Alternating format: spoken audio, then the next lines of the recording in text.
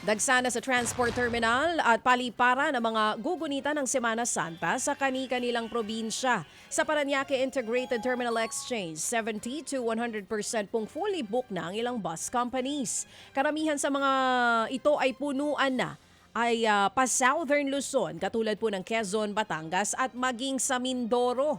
Mahigit 3 milyong pasahero daw ang inaasahang dadagsa sa terminal hanggang sa April 6. Sa NAIA naman mga kapatid, higit 1.35 milyon na mga pasahero ang inaasahang gagamit po ng paliparan hanggang sa Abril 5.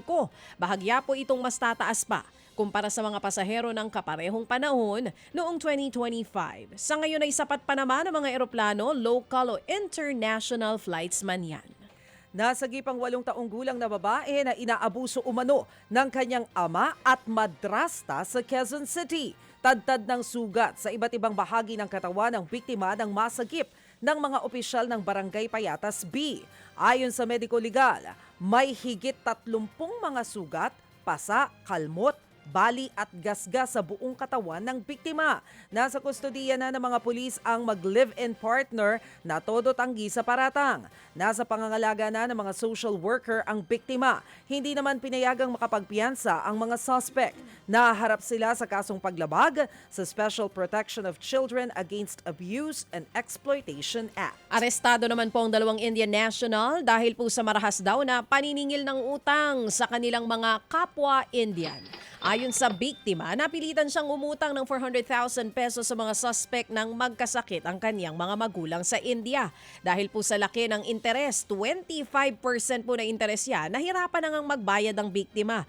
Kinuha raw ng mga suspect ang passport ng biktima bilang collateral. Umabot raw sa punto na pinabugbog siya ng mga suspect.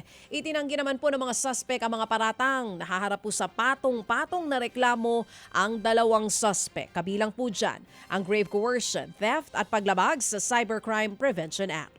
Mga kapatid, para sa iba pang mga balita at impormasyon, sundan niyo po kami sa X, Instagram, Facebook at syempre sa TikTok, True Network PH. Mag-subscribe din po kayo sa aming YouTube channel, True Network. May website din po tayo, truenetwork.ph. At pwede nyo rin po kaming mapanood sa Channel 19 ng aming True FM TV. Lagi pa rin makinig sa radyo dito po sa 105.9 True FM dahil dito, laging true sa'yo, kapatid. Dito tayo sa